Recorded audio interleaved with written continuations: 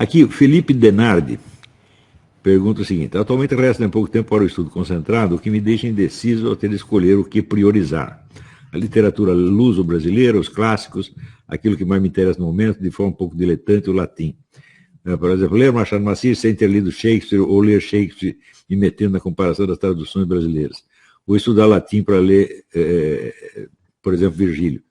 Bom, esse problema realmente existe, sobretudo no começo dos seus estudos, né? O que você vai ler.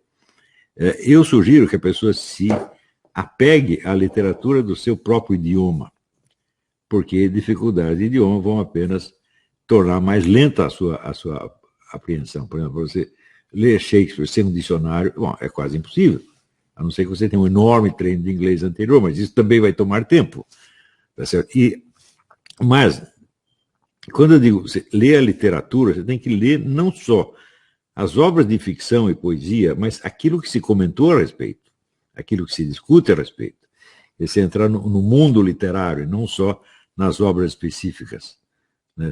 Então, você precisa ter ideia da recepção da obra, como é que os seus contemporâneos leram. Então, você lê os grandes críticos literários, né? E as histórias literárias. Você tentar pegar o mundo literário do seu país como um todo. Daí você vai ver que todas as grandes referências da literatura mundial estão lá. O pessoal está falando de Virgílio, de Shakespeare, de Camões, etc, etc, etc. Então, quando você for direto a esses clássicos, você não está entrando nisso assim, a mão livre, você está entrando já com régua e compasso. Tá? Então, dominar uma literatura no seu todo é importantíssimo. Você pode dizer, mas a literatura brasileira não é a literatura inglesa, não é a literatura francesa. Sim, ela é bem modesta, mas por causa disso mesmo, ela é mais fácil de você dominar. E vai ter a mesma utilidade no fim das contas. Espero que isso tenha respondido a pergunta, né? Deixa eu ver outra perguntinha aqui. Por aqui o negócio está difícil, nós não conseguimos imprimir.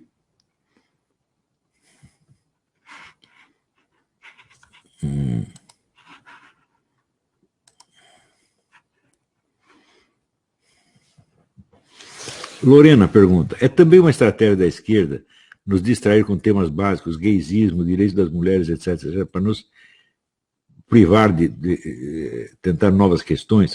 Não, não é. Nada disso é premeditado. Este processo que eu falei, ele não é um processo que a esquerda está aplicando nos outros, é o que ela aplica nela mesma. Ela se transformou.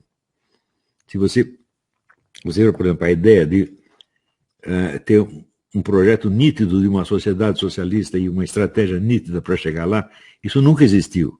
A coisa sempre foi meio nebulosa. O próprio Marx, ele escreveu 3 páginas sobre como seria o socialismo, seria muito.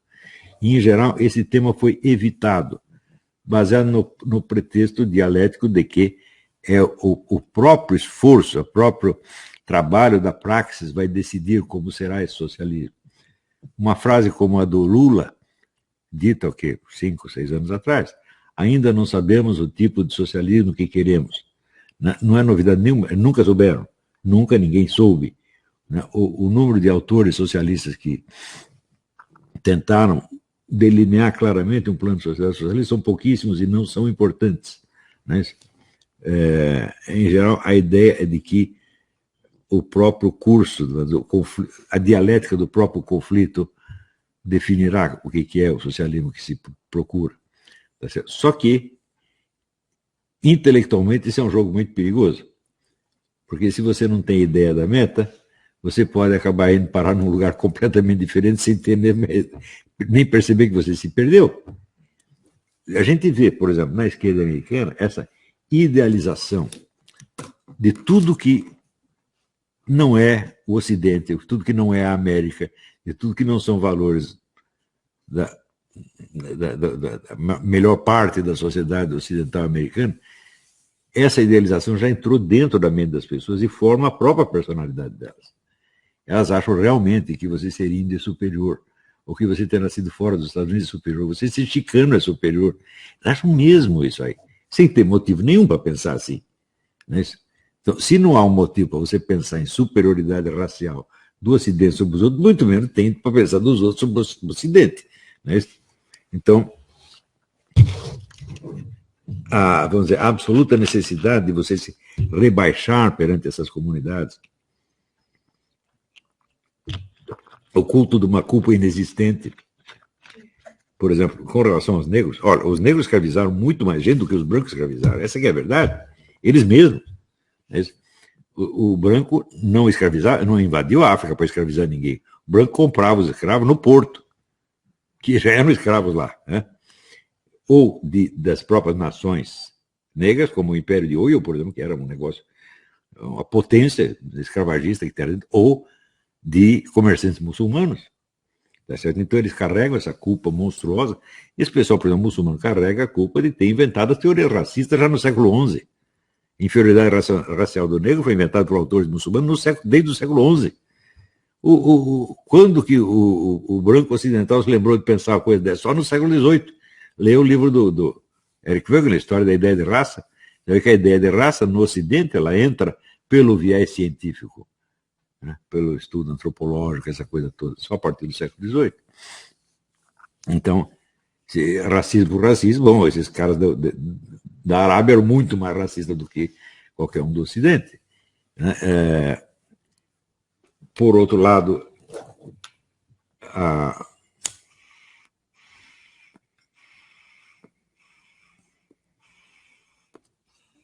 se você pensar, por exemplo, o feminismo, a opressão das mulheres, bom, quase todas as sociedades que nós conhecemos, a mulher está numa posição inferior, sempre. Se você pegar os índios, pior ainda, porque mulher era propriedade privada, o sujeito comprava mulher, porra. Né? Comprava e vendia, e às vezes, né, pagava por uma mulher quase tanto quanto ele pagava por um cavalo. Né? Sinal de que ele prezava muito a mulher. Né?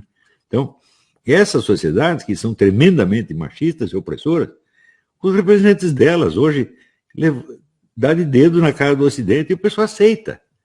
Tá? Então, significa que esse tipo de discurso se impregnou no pessoal da esquerda. Isso, para eles, é a realidade. Não é um suposto socialismo futuro. Eles não estão visando a um futuro, mas ao presente. Está entendendo? Eles não têm mais uma visão de futuro. Não é mais aquele negócio da cenoura de burro. Aqui tem a cenoura que você vai seguir. Não existe mais a utopia. A atração da utopia não existe mais. O que existe é a tomada de posição perante certos problemas atuais, onde você defender certas coisas é considerado bem. E simplesmente não defendê-las é considerado mal. Então, realizar integralmente esta personalidade democrática, entre aspas, que é então feminista, gaysista, isso, é o único objetivo. Não há plano de longo prazo, mesmo porque em termos de estrutura global da sociedade, o único plano que existe é o que já está montado aí. É a economia fascista internacional. É só isso que existe e é só isso que existirá. Não há possibilidade de uma nova proposta Não tem, acabou. Agora, propostas de sociedade são uma coisa relativamente nova na história. Né? Antes se considerava que as sociedades apareciam por si mesmas, tá certo? Mas você imagina chegar para um cara da Idade Média e dizer qual é a sua proposta de sociedade. Ele não vai saber o que você está falando. Ele acha que a sociedade na qual ele vive foi criada por Deus, e sempre foi assim, e o muçulmano no século XII também achava a mesma coisa. Então, não se acreditava que os seres humanos pudessem ter uma proposta, uma ideia para inventar uma sociedade como um todo. Os primeiros que tiveram essa ideia pareceram até loucos, e de fato eram loucos. Né? Só que hoje em dia cada um acha que ele pode ter uma proposta de sociedade. Qualquer garoto de 11 anos tem uma proposta de sociedade. Né? O que é evidentemente uma loucura. E essa coisa logo vai acabar. Hoje eles já não estão lutando por nenhuma sociedade futura, mas pela implantação imediata destes valores que para eles são tudo.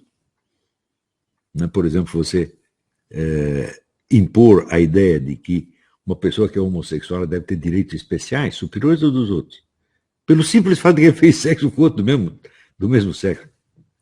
Qual é o mérito que tem nisso? Que grande mérito pode ter? Mas ele é um tipo especial, como é um grupo vulnerável, então ele precisa de proteção especial. Não é isso agora. Os cristãos que estão sendo mortos, aos milhões no mundo inteiro, não é grupo vulnerável. E assim por diante, né? Os policiais do Brasil, o Brasil é recordista de morte de policiais, não precisa de proteção nenhuma, eles estão aí para ser mortos mesmo. Então, tudo isso é um corpo de valores ou contravalores que definem a personalidade, e é por isso que os caras estão lutando. Não é por uma sociedade futura, não é por um ideal socialista, muito menos por uma economia socialista. Você vê, quando aparecem propostas econômicas, já nos vários candidatos, elas não são muito diferentes mais entre si. Não existe aquele negócio. Tem gente que ainda usa esta linguagem, mas ela não reflete a realidade da situação.